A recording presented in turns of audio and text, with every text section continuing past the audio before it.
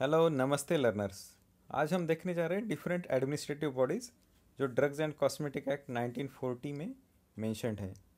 आगे बढ़ने से पहले आप आपको अगर ये वीडियो अच्छा लगता है तो इसको लाइक करें और इस चैनल को सब्सक्राइब करें। इसमें 3 टाइप ऑफ एडमिनिस्ट्रेटिव बॉडीज़ है। फर्स्ट है एडवाइजरी बॉडी, उसमें आता है DTAB and the drug consultative committee.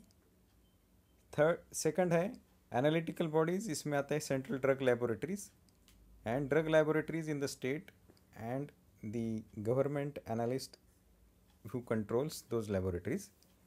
Third जो बॉडी है उसमें है controlling authorities, licensing authorities and drug inspector, that we have already covered in the earlier sessions.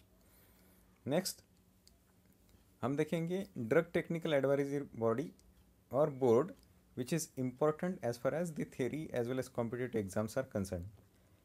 The DTAB is constituted by the central government by notification in the official gazette और इसका काम होता है जब भी टेक्निकल मैटर्स आते हैं related to administration of drugs and cosmetic act, तो ये सेंट्रल और स्टेट गवर्नमेंट को एडवाइस करते हैं। इसका जो टर्म होता है, टेन्योर होता है, 3 years का होता है and all the members are eligible for renomination and reelection. तो इसमें जो फर्स्ट टाइप ऑफ मेंबर्स होते हैं एक्स ऑफिशियो, यानी वो डिफ़ॉल्ट मेंबर होते हैं, इनको इलेक्शन या नॉमिनेशन की ज़रूरत नहीं होगी। तो फर्स्ट इसमें है DGHS, that is chairman of the board. Default जो भी DGHS होगा वो चेयरमैन होगा। सेकंड है drug controller of India. Third जो है डायरेक्टर सेंट्रल ड्रग लेबोरेटरी जो है कलकत्ता में।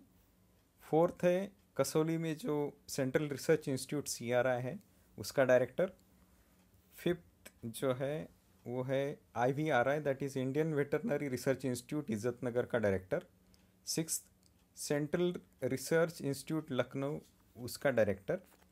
सेवन्थ और एट्थ जो है वो प्रेसिडेंट होते हैं PCI और MCI, medical council of India की रिस्पेक्टिवली।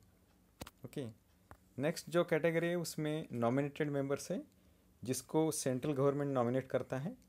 एक पर्सन जो होगा फार्मास्यूटिकल इंडस्ट्री से नॉमिनेट किया जाएगा।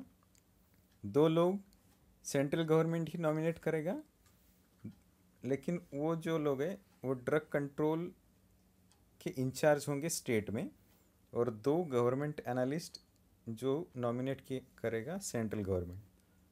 नेक्स्ट कैटेगरी जो है इलेक्टेड मेंबर्स, इसमें 1 पर्सन जो होगा फार्मेसी काउंसिल ऑफ इंडिया की जो एग्जीक्यूटिव कमेटी है वो इलेक्ट करके देगा amongst teachers in pharmacy, pharmaceutical chemistry, pharmacognosy from the staff who is working in the colleges or affiliated to the different Indian universities. Second जो है एक one person जो होगा executive committee medical council of India की, वो elect करके देगी who is teacher in medicine और therapeutics on the staff of university और colleges affiliated to university. Third जो है ICMR, Indian council for medical research, वहाँ से एक pharmacologist. Fourth Indian medical association, एक पर्सन इलेक्ट करके देगा। इंडियन फार्मास्यूटिकल एसोसिएशन का भी एक इलेक्टेड मेंबर यहाँ पे होगा। Okay, so next is drug consultative committee, that is constituted by again central government and that is superior to the DTAB, that advise to the central government and state government as well as DTAB on the matters that are related to the uniformity of administration of the drugs and cosmetic act. यहाँ पे drug consultative committee में 2 type के ही member होते हैं। उसमें 2 यानी कि nominated member ही होते हैं, 2 सेंट्रल गवर्नमेंट से और हर एक स्टेट से एक एक मेंबर नॉमिनेट किया जाएगा। ड्रग कंसल्टेटिव कमेटी जो होती है that meets as and when that is required to do so, जब कभी इसकी ज़रूरत पड़ती है, and they have powers to regulate their own procedure. Okay, so that is next The central drug laboratories. Now we'll see different laboratories. First उसमें है central drug laboratory, जो होती है सेंट्रल गवर्नमेंट इस्टेब्लिश करता है, उसका काम होता है एनालिसिस करना ड्रग्स और कॉस्मेटिक का। जो सैंपल आएंगे वो सैंपल्स एक तो कस्टम कलेक्टर भेजेगा या ऑथोराइज्ड ऑफिसर यानी ड्रग इंस्पेक्टर भेजेगा। सेकंड जो काम होता है, जो जो भी दूसरे काम सेंट्रल या स्टेट गवर्नमेंट उसको देगा इन कंसल्टेशन विद डीटीएबी, तो वो भी काम सीडीएल को करने होते हैं।